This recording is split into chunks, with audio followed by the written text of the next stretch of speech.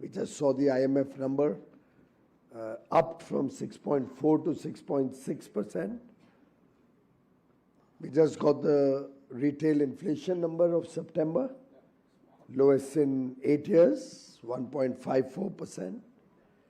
Foreign exchange reserves continue to be robust, about $700 billion.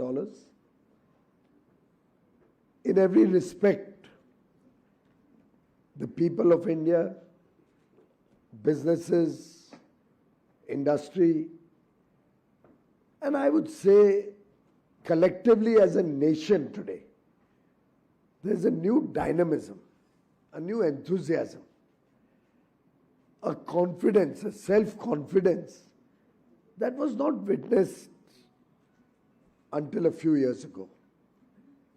Gone are the days when India would, for example, since you mentioned free trade agreements, negotiate from a position of weakness. Gone are the days where we would land up doing imbalanced free trade agreements, not really recognizing our own strength, but being in a desperation to do an agreement at any cost, often giving up or ceding more than we get in return. And I think,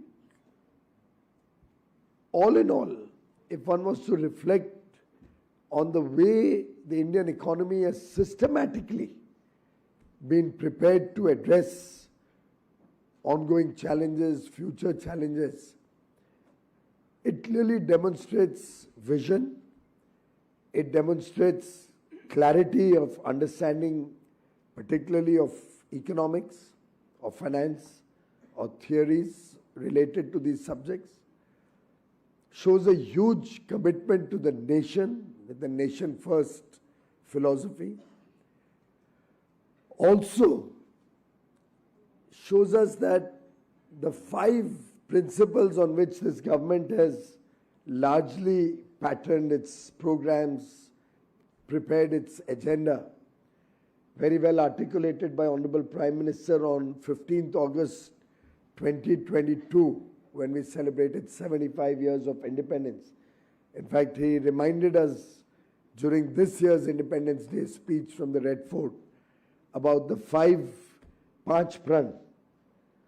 And if you reflect on those Panch Pran, the 5 commitments we gave unto ourselves as a nation, in a way it summarizes both the pathway we have followed in the last few years and what we need to do to become a $30-35 trillion economy by 2047, 8 times today's size.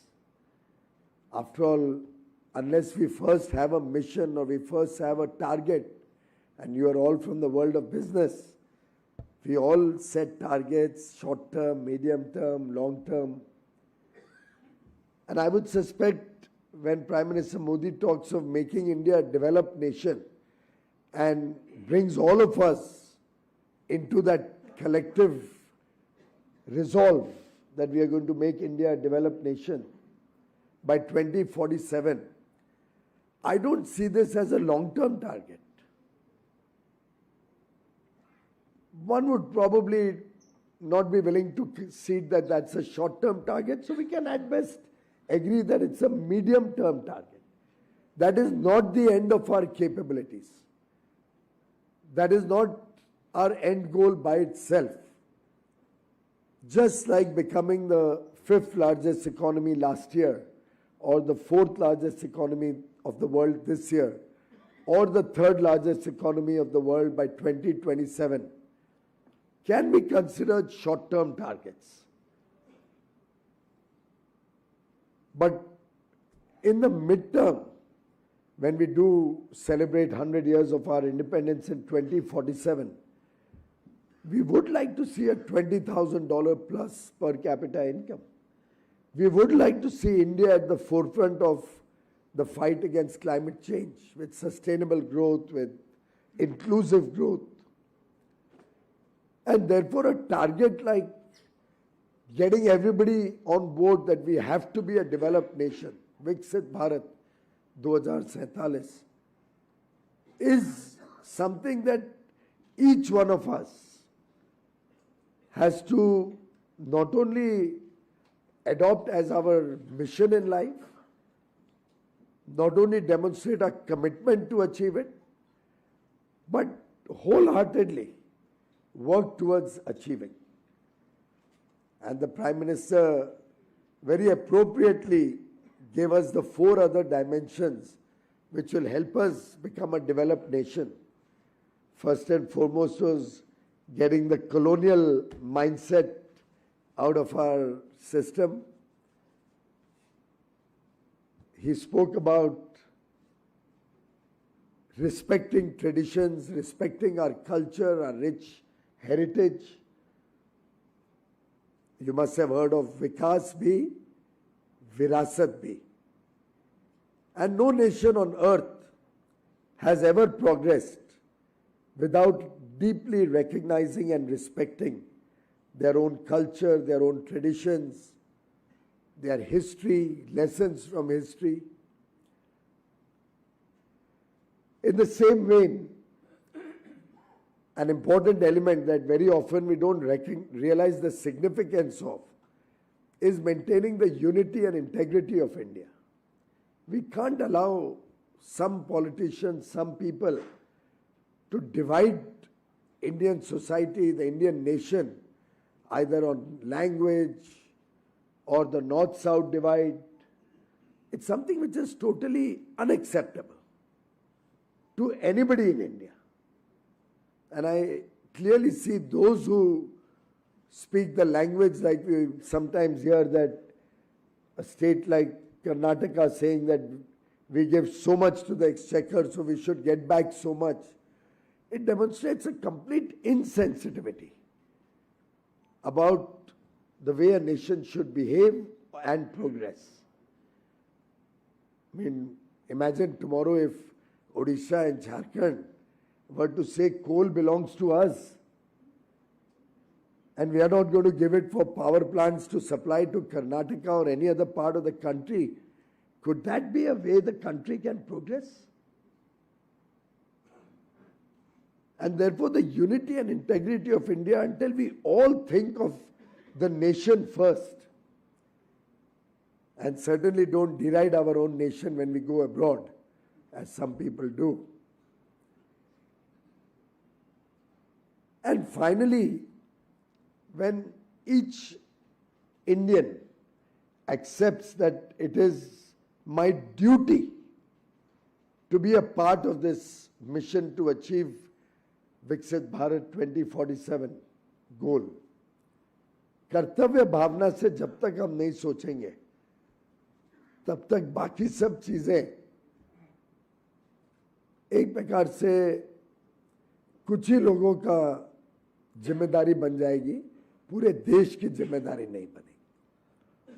And I think from whatever I get as a feedback when I'm going around the country, meeting people, engaging with chambers of commerce, engaging with bureaucrats, bankers, industry, traders, common man, I think the country has today accepted that we are going to become a developed nation by 2047. And there is absolutely no power on earth that will stop us from achieving this status.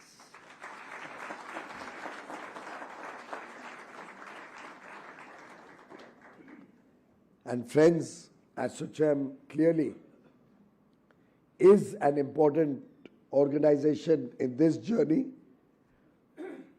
The ideas we receive from ASSOCHAM, the engagement that we are able to do with our startups, our MSME sector, our business and trade ideas that we receive from ASSOCHAM and its teams, the feedback that we get from all of you through ASSOCHAM,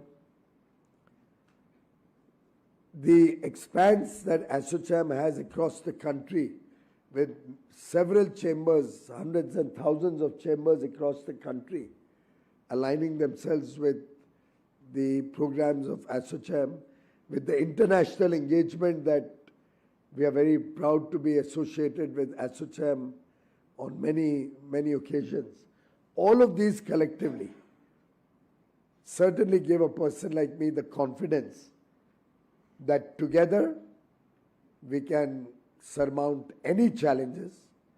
Working as a team, we can address many issues, many concerns, and as they say,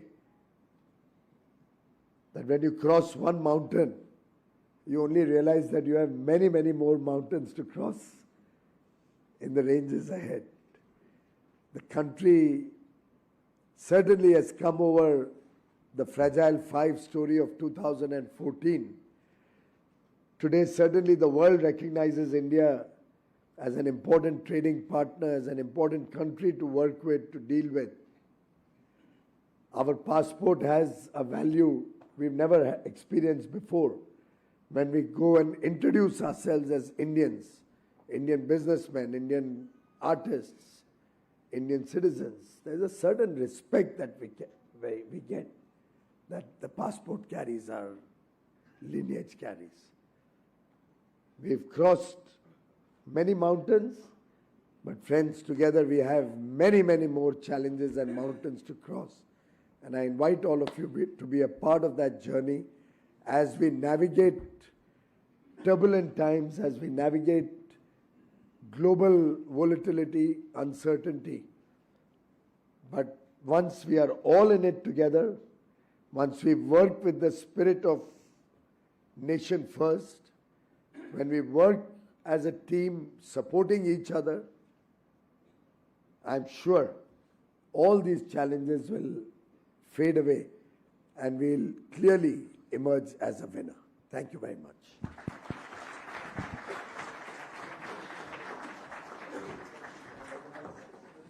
Okay. Minister, thank you very much. Given that this was a shorter than usual speech, you will not be spared with any questions.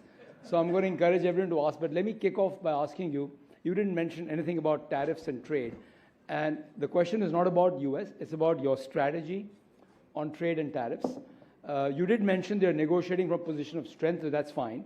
But give us a quick runaround of what you have achieved and what's in the pipeline as you go around the world, because you've done many countries. So maybe just kick off with that.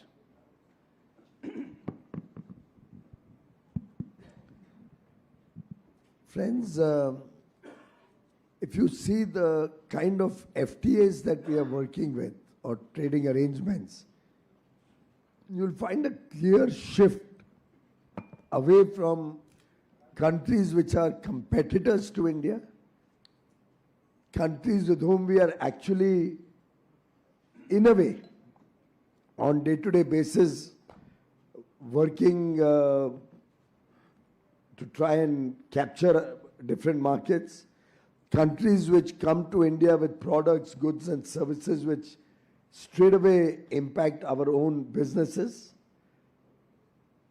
We have stopped all those type of engagements. So if you recall, while around 2011 or 12, India had voluntarily chosen to start discussing the RCEP and engage with the Regional Comprehensive Economic Partnership grouping, which included China.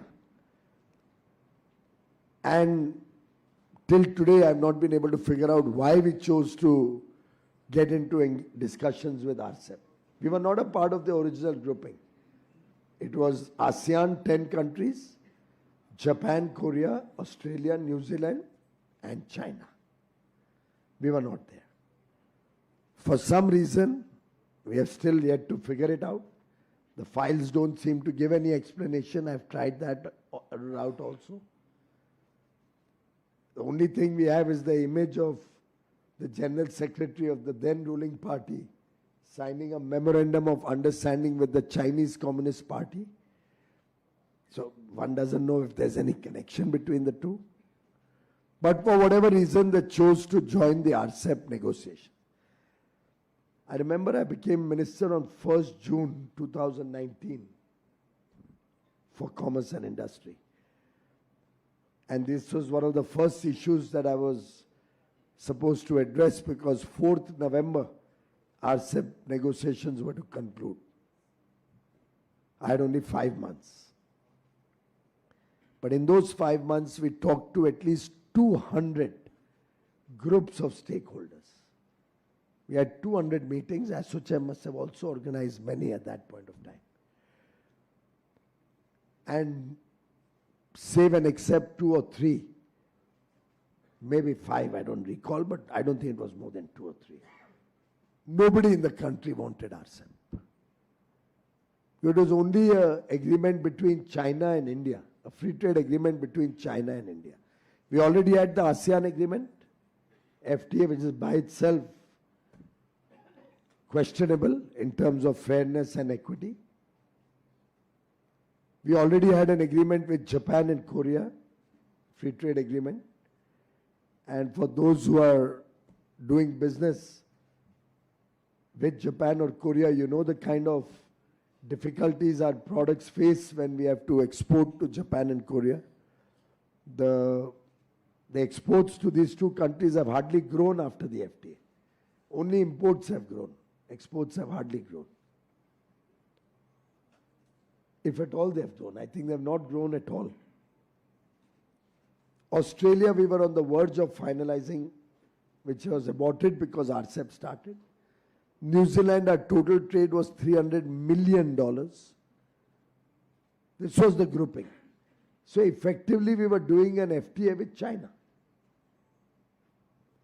And incidentally, between 2004 and 2014, 10 years, our trade deficit with China, if you look at the 4-5 figure and the 14-15 figure, the 10 years, our trade deficit with China had grown from less than $2 billion to up more than $40 billion.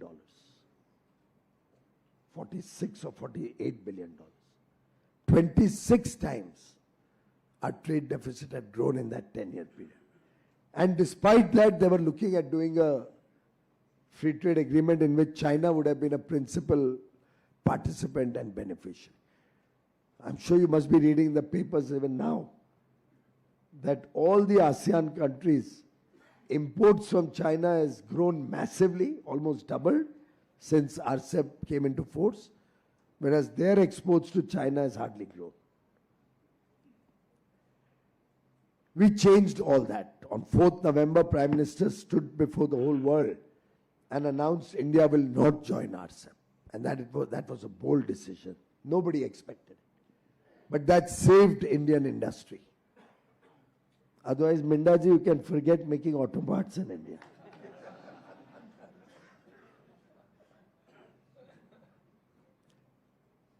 Look at the FTAs we've done. Mauritius, they don't compete with us on anything. If at all, we would love to get some more tourists. Australia, they give us iron ore. Actually, no, not even iron ore. No iron ore comes from there. They give us coking coal, primarily, some lentils, and few other items. Nothing much, because there's no manufacturing economy there. But they've opened the doors to a lot of our manufactured products. Automobiles, many products which earlier had duties on them. Also, market access became easier. Our students who go there to study got job opportunities. If any of you is interested, currently there's a shortage of 1 million homes in Australia. They're looking to construct 1 million homes. That's a $500 billion opportunity. I'm just sharing with you that the kind of countries with whom we are doing. UAE, do we compete on anything with UAE? Does anybody feel threatened with an FTA with UAE? But our exports have grown massively after the FTA. And imports have grown, but on imports on what? Gold, which in any case will come from somewhere, and oil. We did an FTA with EFTA countries, the 4-nation bloc. $104,000 per capita income in Switzerland. I think in Liechtenstein it's probably $180,000. Any competition to any of you in your businesses at that price point, at that aging population, high cost economy? But along with the FTA, because we didn't get enough, I said, what do we get out of this FTA? So they've committed $100 billion investment in technology, in innovation, in R&D, in manufacturing. Because ultimately all the innovation that they've done all these years, they're not able to get the best value, being too costly to produce there. And they need a trusted partner, which India can be. Because we don't steal anybody's technology. We have strong patent and IPR rules and regulations and law. We protect IPR in India. And we open the doors to 1.4 billion market demand in high quality products which we need from there. UK, at $50,000 per capita income, there's not much manufacturing in UK.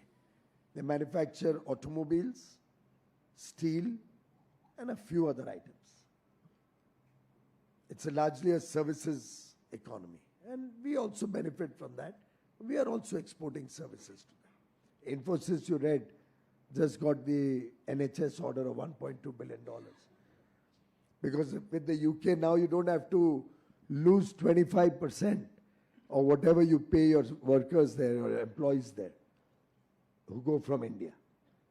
Earlier, everybody you sent from India, normally you send somebody for 2-3 years.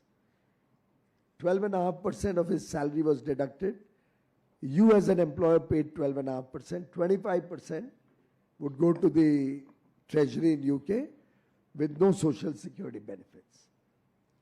Once this FTA comes into effect, along with the double contribution convention, that 25% will be paid in the Provident Fund account in India. It's a straight saving of the employee, 12.5%, which was otherwise gone. Your cost also reduces by 12.5%. You pay that, but in a way it's a payment to the employee. It's his saving. He'll have it in his PF account. He'll get it back. I'm only trying to tell you is that every FTA is very well crafted, is very well thought through. With Australia, we had a double tax that was charged on all our IT companies. We got them to change their law to remove that double tax so we become more competitive while providing services in. Earlier, services was never considered an important element of trade. We recognize that is India's strength. Another 2 years, probably services will exceed the merchandise exports from India. And why not? Michael Porter has told us it's a comparative advantage of every nation. We have an advantage in services, let's grow big in services. It provides jobs, it provides economic activities, and indirectly it gives a huge impetus to manufacturing and the hard economy, the real estate, demand for goods and services, and everything associated with it.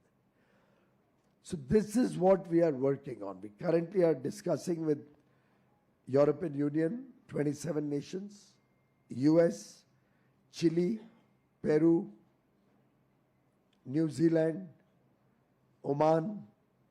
Tell me if anybody feels any of these can affect your businesses or they can supplement your business. And you will find that that is the strategy, well thought out, in national interest, to support the Indian economy. We are working with advanced economies. We are working with confidence. Also working to create a competitive environment in India through ease of doing business, decriminalization of laws, simplification of process, procedure and compliance burden, so that we can leverage both the India opportunity and the export opportunity. So trade and tariffs are important, but they have to be systematically and carefully planned in the best interest of the country and also while addressing whether to make sure that it does not hurt the Indian interest. Of course, there's always a give and take. One has to look at the balance of things. In 100 items, there may be 1 or 2 items where you may have had to compromise. That's a part of trade negotiation. Yeah. Ajay, Amitabh, Mindaji, anybody before we go to the audience, please? I guess somebody needs to bell this cat, so I will do it. Mr. Goyal, your comments on the US tariffs, please. We don't negotiate on public platforms like ASSOCHAM.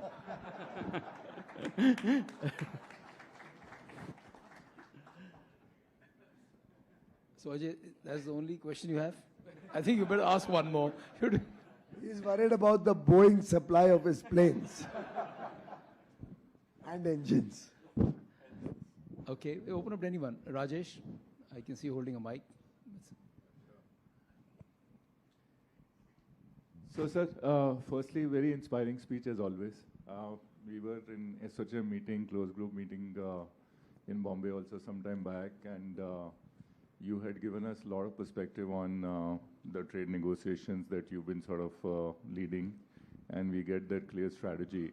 My question was actually moving away from there, more specifically to the India story that you mentioned, that we have ambitious target by 2047, and focusing on the growth unlocks specific in our country, and more specifically, I think given the infrastructure development that we've done in India over the years, and we have tremendous amount of focus, physical, digital.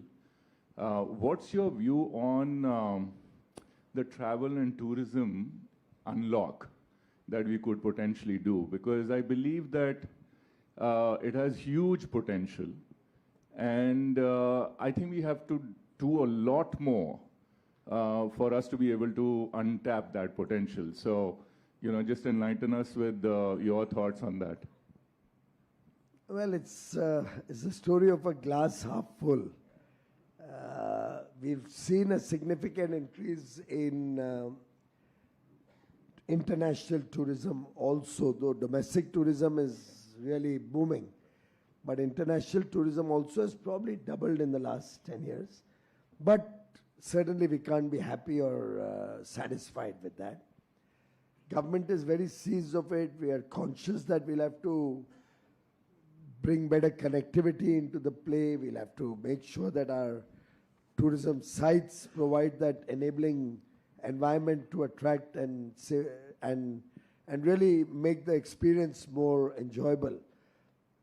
In the last budget, if I'm not mistaken, there was an announcement for tourism focused at 50 areas, 50 new destinations. And I'm sure my colleagues would be working on that. Having said that, one big challenge before us that I would also like you all to reflect and give us some thoughts on are two. One is, of course, all flights are full. And any significant bump up on international tourism will need significant addition to connectivity.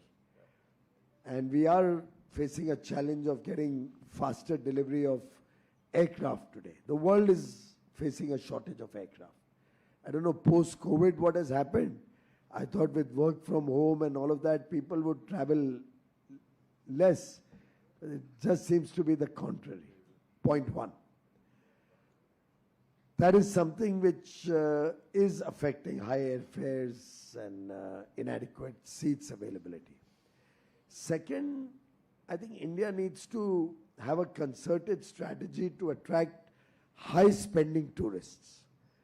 What we have not yet been able to get is those tourists who come in and really spend on shopping and spend on large expenditure,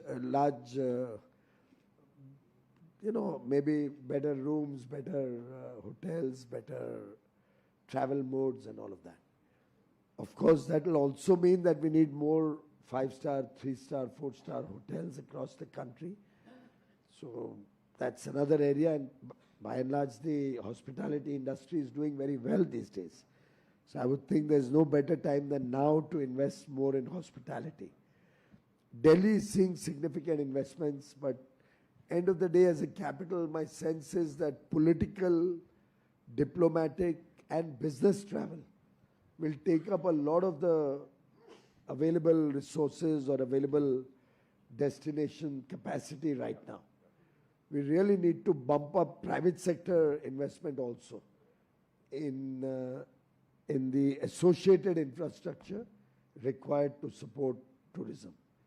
Maybe more airlines, maybe more aircrafts, maybe more better facilities to stay and travel, and it'll be a joint public-private effort. We are working on plans to see which are those 50 destinations in a challenge mode with the states. We'll ask them to offer destinations and then select the best 50. But I'm sure if the private sector was to also look at investments in hospitality, there's a lot of potential there. Fair, thank you. It can be a massive job employment generator as well as I mean exports. This is pure. Is the highest export foreign exchange earner? Actually, highest job creator per dollar invested. Actually, money spent here by tourists is FDI because it stays here and goes into consumption. So it's not even temporary flow. It's a permanent flow. Anybody else? Sir, can I come in? ASSOCHAM can probably this year Yeah, pick up tourism as a theme we can do that. and take that to its logical end. Sure. Yeah, sir, namaste. Can I come in here? Here to your left. Yeah. So my name is Aditi and I work with an NBFC which works in rural India. So you talked about sustainability and you talked about the short, medium and long-term goals. So when medium enterprises like us want some validation in sustainability, the gold standard goes to DJSI or MSCI. So we are seeking validation from West, where small players like us are actually struggling to even get an invitation. We should have our own indigenous sustainability index, like Dow Jones Sustainability Index or MSCI. And short term, we can be a leader in South Asia. Medium term, we can have the entire Middle East, and long term, of course, globally.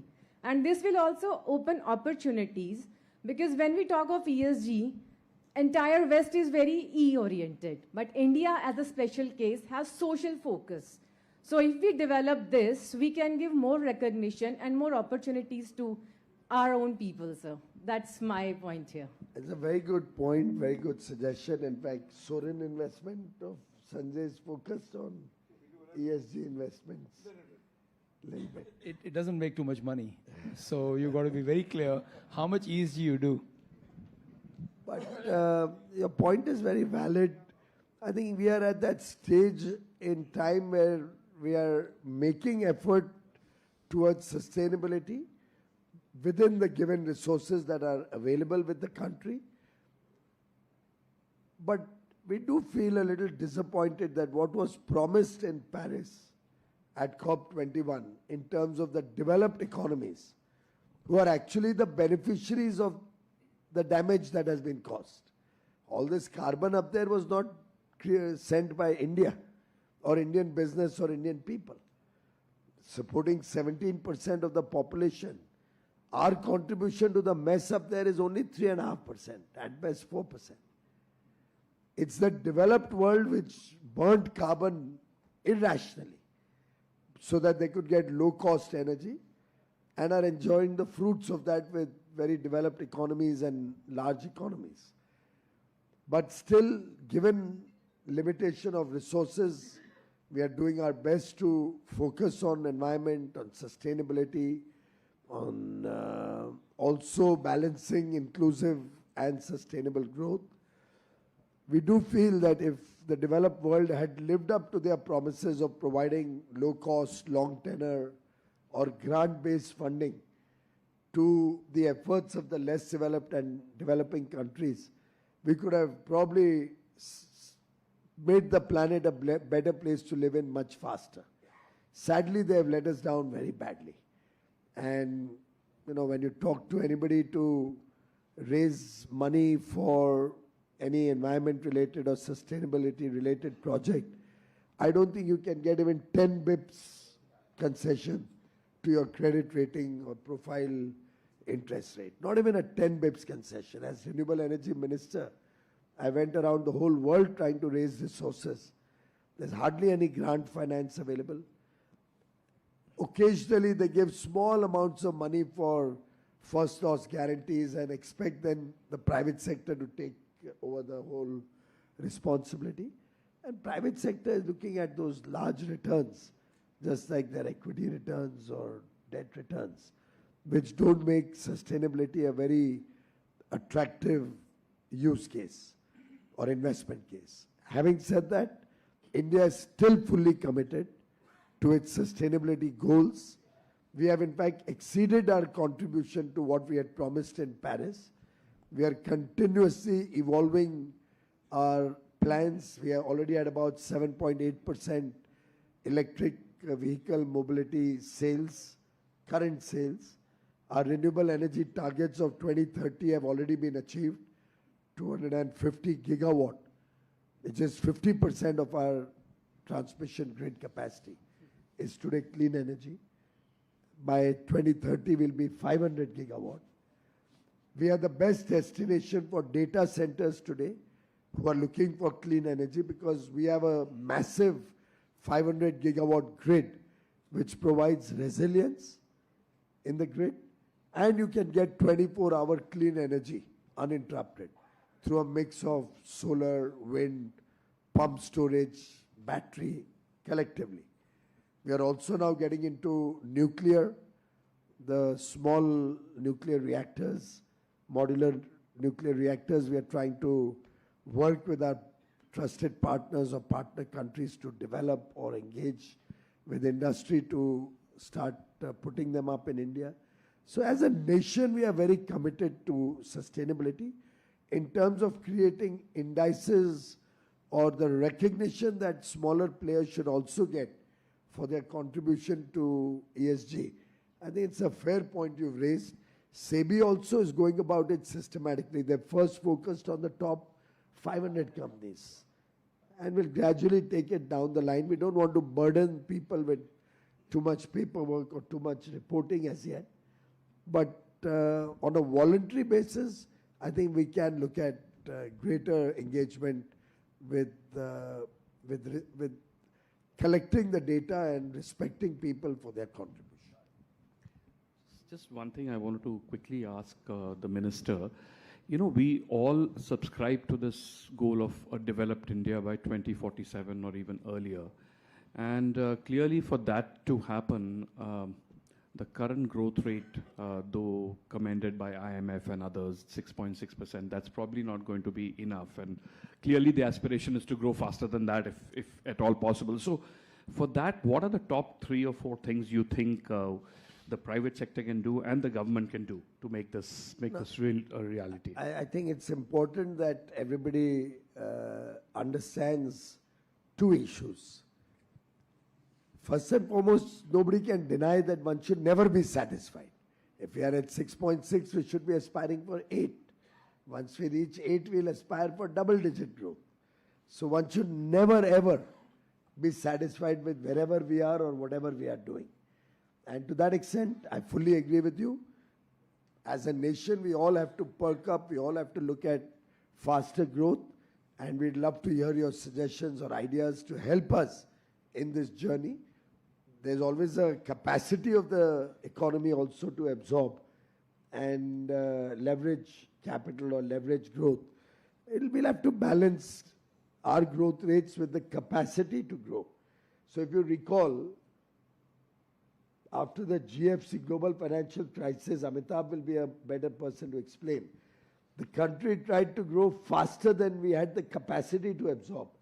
So in 8, 9, 10, we saw massive growth rates for 2 years, only to collapse so badly after that, that by the time we came into government in 14, we inherited a 4% growth. So you have to have a very balanced and organized growth trajectory. That's point 1. Having said that, we are not foolishly making a claim or expecting 2047 to be a $30 trillion plus economy. This is calculated on US dollar terms. And if you see the last 30 years, our economy has grown 10x in the last 30 years in US dollar terms. Even in the last few years, in US dollar terms, our economy has grown at about 9.5%. So when we talk of 6.6% GDP growth at constant prices that the IMF or Reserve Bank or World Bank often come out with, or the government finance ministry comes out with, these are growth rates at constant prices. Whereas the growth of the GDP is usually calculated based on US dollar terms nominal growth, which is at between 9 and 9.5%, which means roughly every 8 years we can double our economy, and which is what makes us believe with confidence that by 2047 we will be a $32 trillion economy. Minister, Amitabh, I hope no, I'm you're reasonable absolutely in my... right. Your numbers are always right. Sorry. So very quick question on, you talked about Viksit Bharat 2047, and one of the important pillars of making that happen would be the MSME sector. We have also identified MSME as one of the 5 pillars in ASSOCHAM. So I'd love to hear from you if you can talk about what are some of the challenges you see in the MSME sector, what the government is doing about it, and then we can pick up some clues from there and also ensure that ASSOCHAM is also kind of pushing their agenda as much as possible. So that'll be great if you can help us. See, MSME has 3 or 4 challenges, which if you can pick up as an agenda and take it forward, can really help the MSMEs in a big way. Obviously, when we talk to anybody, one of the first challenges that comes out is of capital. And not necessarily equity capital, but the aggregate investment in the business. While ideally, if we can have more investments going into the MSMEs, you will find that that can be very profitable for investment funds also. Given that all the big companies of today, the top 500 companies also, you will see were ultimately MSMEs maybe 10 years, 20 years, 30 years ago. It's these MSMEs which have become, Minda ji, you would agree with me? हम सब ने छोटी unit से ही शुरू किया, मेहनत कर करके ग्रो किया है. So I think capital and the equity part of it is something that normally entrepreneurs provide or investors provide. In terms of debt financing, there is an issue with banks having burned their fingers very badly in the past. There is a conservative approach which we do find. I think banks will have to be a little more liberal. I find even where the government is backstopping bank loans given to MSME, even there the bankers are being a little tight-fisted. There's another associated issue is the credit rating of MSMEs. When a MSME goes for credit rating, they are benchmarked to companies much larger to them. So somebody in the steel sector who's an MSME, if he's going in for a credit rating, he's benchmarked to probably JSW Steel, just because he makes a steel product. Now you can't benchmark an MSME to a $1 billion or $130 billion company.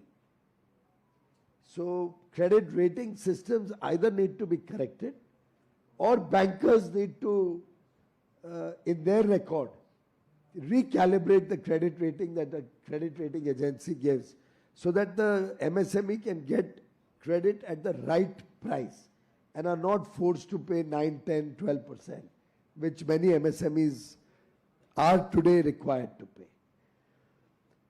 Towards that end, I've often made an appeal to big industry, but not yet succeeded in my effort. But I would love to see if all the big guys were willing to, instead of enjoying credit from the MSME, pay them as soon as the goods are approved or services approved. Now suppose a large company buys various products or services from an MSME and has a 90-day credit cycle. Instead of that, they would approve the service or goods and pay them in 7 days or 15 days. For the big company, even if he has to borrow and pay, the cost will never be much. The AAA, all these big companies can borrow today at, I think, 6.5%, 7% at best. On commercial paper, probably even less. So imagine the delta between a 7% borrowing of the large company and a 12% borrowing of a small company. The large company can even keep that delta. I'm sure the MSME will be happy to pass on that benefit also, give a discount of 1.5% per month for prepayment or advance payment. But the rotation of capital of MSMEs can really help them to grow faster. Now, if ASSOCHAM can do a movement on this, even a simple thing like this, it can have a massive impact. And if 50 companies only were to declare we are going to do this, there'll be a resonance in the whole ecosystem. Others, many will be forced to also follow. It'll become a question of pride that if company X is willing to pay its MSME in 7 days, then Y and Z will have a peer pressure to do that. So like that, capital challenge can be addressed. Another is the skill gaps, getting good people with skills. That's where the medium and large industries, not micro, small, but medium and large, can play a role by having, like the Mittelstand certification in Germany. If they can take on more apprentices, train them, pay them wages. One of the problems of our skill development is people don't go for proper long skill development programs, given the need to have an income also. So if we can take them as apprentices, train them over a year or 2 years or 3 years, along with the salary, that can become a pool of manpower that will really support the small and micro units also with trained people. Obviously, end of the day, we must all also recognize and respect that when you underpay a person, you're not going to get the best of talent. It's better to pay a little more and get a talented or a skilled person. That will encourage people to go in for skill development. Unless they get a fair wage. Suppose a person was to invest 2 years doing an MBA, and after the MBA program has to go back to the old salary. Do you think anybody is going to do an MBA? So skill development has to be taken up with intelligently in a manner which will encourage people to also adopt those skills or accept that time that they spend, and preferably with an honorarium or some payment. And lastly, the biggest challenge in my humble view is quality consciousness. I think the micro and small units particularly still need to get that quality culture into their working. The larger companies can help them recognize the importance of ISO certification or using intelligent or those Six Sigma manufacturing or good manufacturing practices. So I have often on many occasions, for example, appealed to the pharma industry that unless all the big pharma industry adopts the small guys and introduces GMP into their manufacturing, the nation as a whole will never be able to become a PIC certified pharma manufacturing hub, and we'll keep having accidents like we recently suffered. And all of these are hurting India's image. 2, 3 such instances can cost us really heavy. So I think it'll have to be a joint effort of the big and small, working in partnership, sector by sector, industry by industry, to encourage the small also to come up in life with higher consciousness. Then India is unstoppable. Thanks. Vineet? Yeah, that's the last two. Vineet and then one more, please. Actually, a little bit of a comment and just your thoughts on that. I'm just coming back from Silicon Valley, and the kind of impact that we are seeing of AI is just phenomenal, and the kind of investment that is happening globally, including how China has taken a far forward leap. And a lot of that has been supported by the government. So we have an AI mission, but the feeling is that it's too small. And we need to 5x or 10x that to really be actually at the forefront of actually job creation versus what potential could be job losses in the future. I'll take this question also. Excuse me. You wanted a question, right? Just this is the last one, yeah. Then we'll come in together. So on the in the Independence Day speech, the Prime Minister had called for a critical mission to develop self-sufficiency in critical rare earth minerals and magnets.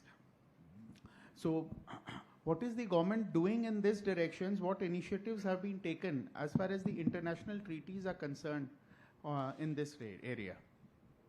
To Vineet's question, while of course one can always argue that we need more capital, I think you must also bear in mind that every dollar invested in India gives you an equivalent output, which if it was invested in America or in Europe or any other country, which is at least 6 or 8 times. Given that our cost of development here is relatively much less than the development internationally. Even data centers, I'm told the cost of setting it up here per megawatt is probably half of what it is internationally. In some cases, even lower. What I'm trying to say is that while we may have a limitation of resources today, there's no limitation of our abilities. So if that money is taken up quickly, more money can follow. It's not as if we cannot provide it or will not provide it. We have a 10,000 crore startup fund of funds which has just got announced. We are working out the guidelines. We are looking at almost dedicating the entire amount to deep tech startups. Similarly, we're coming out with 1 lakh crores Anusandhan or Innovation Fund, which will be available for businesses and industry towards their R&D efforts. Now again, you can look at 1 lakh crores as $12 billion, but if you ask me, it's $100 billion. The same thing done in Switzerland, where the innovation hub is, or done in the US, it's going to cost you $100 billion. So I think that perspective needs to be appreciated. And let's move forward, let's use it. I remember we had a technical textile fund to promote development of technical textiles. And mind you, nearly 70% of global trade now is in man-made textiles and largely moving towards technical textiles. 1,400 crores, that's all. So you would have said it's chicken pea, it's very small. Nani yaad aa gayi, wo 1400 crore disburse karte. There were no proposals coming from industry. And we were ready to pay 95% of the money. We were ready to fund equipment required to be bought, whatever. We could not get proposals. We had to extend the validity of the scheme. We didn't get enough proposals. So somehow, another challenge, not of the MSMEs, but the Indian mindset will have to take on innovation and R&D as a part of business. It's not ancillary to business. It is the core of your business. Otherwise, we'll miss out on opportunities. The world is moving ahead fast. And you will observe that it is only those countries which have innovated, which have focused on R&D, which have really become advanced economies. And we are trying our bit. 4G now is a fully indigenous stack. The Prime Minister has given a clarion call to support Swadeshi. If all of us do that, and that is something, by the way, Mahatma Gandhi had said at an ASSOCHAM AGM. Is that right? He had attended an ASSOCHAM AGM. My memory serves me right. Sometime around that. In an ASSOCHAM AGM, he had first talked about Swadeshi. You know, अच्छा हो गया, याद आ गया. ये आप लोग को तो मालूम होना चाहिए सबको. If we all recognize that, we all start supporting each other. Why does Japan and Korea buy only Japanese or Korean steel? Why can a steel mill from India not supply there? Even at $100 a ton, less than their local cost? Not because government is stopping them.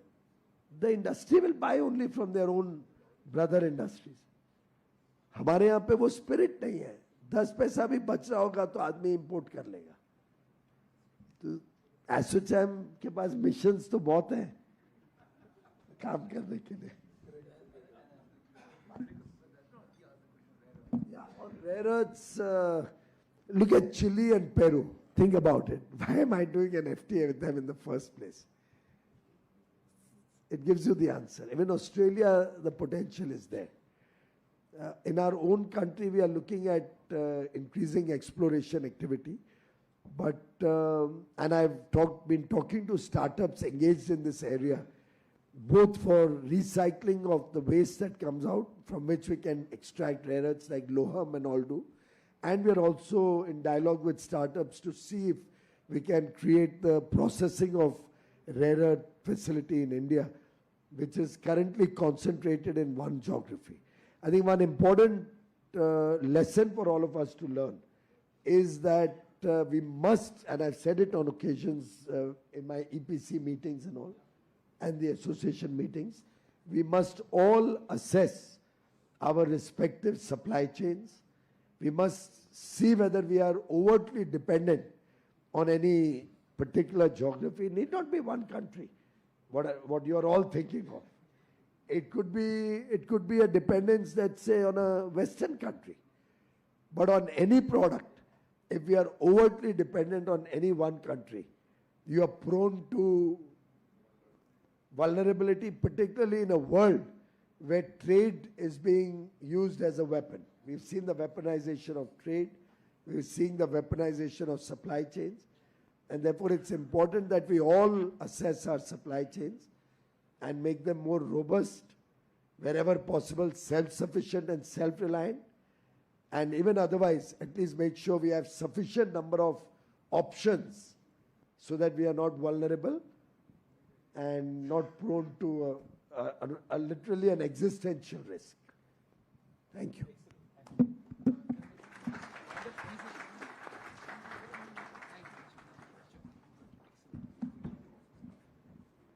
I request Mr. Nirmal Minda to please address the audience.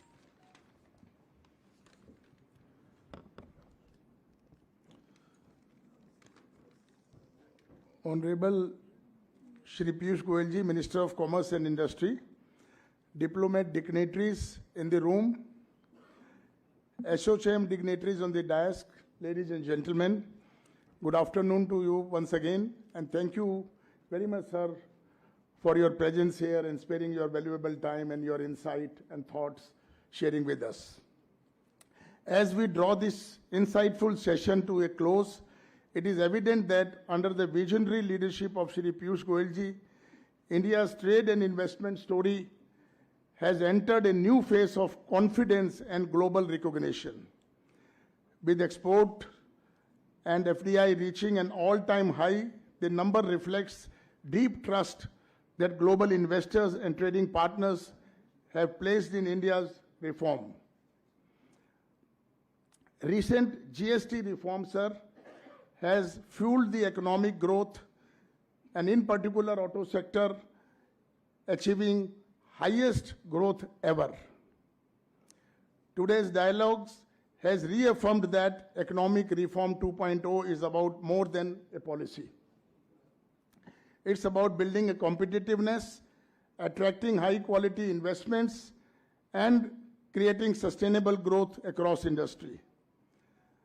Sir, we are pleased to share ASSOCHAM, as mentioned by the President Sanjay ji, has identified 5 growth pillars aligned with the Honorable Prime Minister vision of Atmanirbhar Bharat and Viksit Bharat initiatives. These 5 pillars growths are as follows. Some of them are already discussed in the meeting today. And first and foremost is Make in India. You mentioned Bharat Atmanirbhar. Means emphasizing localization, technological advancement, competitiveness, research, innovation, and export promotion. I think we all spoke about this in your address. Second pillar is ease of doing business. Here, I think we need to strengthen, we need to look more deeper through policy reforms, infrastructure readiness, and plug-and-play facilities attracting foreign investment. We were talking about MSME. I think we were talking about capital. We were talking about loan, debt. I think you must be knowing that in the Bombay, in good old days, we used to have flatted factories where the MSME don't need to spend money on the land, building, and infrastructure. So we can make this for MSME, uses for plug-and-play facilities, not only for the Indian MSME, but attracting foreign MSME also in India. Pillar 3, simplified financing, we told, MSME pillar. And digital economy, the 4th pillar, fostering startups, industry powered by AI. Vineet mentioned about it. Robust digital platforms, cyber security, and global outreach. The last pillar is sustainability, which Madam talked about, and you also spoke, sir, means focusing on environment and climate initiative to meet India's net zero targets. On a personal note, I think he has been gone for the call, but I know, I have had the privilege of knowing him, of the Honorable Minister, for over 30 years. His experience as an industrialist in his earlier years has indeed given him a good insight about real challenge being faced by the Indian industry. Also, he has been committed in his approach towards the creating a conclusive environment for Indian businesses. I must also compliment his leadership in navigating complex issues such as tariff war, which we discussed about, and successfully navigating the various FTA and with flares we spoke about in depth today. Also, I have had a privilege of working with him during my tenure as a president of ECMA. I think similarly, sir, I look forward to your guidance and support as I assume the presidency of ASSOCHAM. In closing, on behalf of ASSOCHAM and all our members, I would like to express our heartfelt gratitude to Shri Piyush ji for his guidance, his vision, and his unwavering commitments to Indian global leadership in trade and investment. Sir, your efforts have inspired industries to think bigger and faster and collaborate more deeply in building a truly Atmanirbhar Bharat and Viksit Bharat by 2047 and achieves India's goal of $30 trillion economy. Sir, you left outside for a call. I was mentioning that,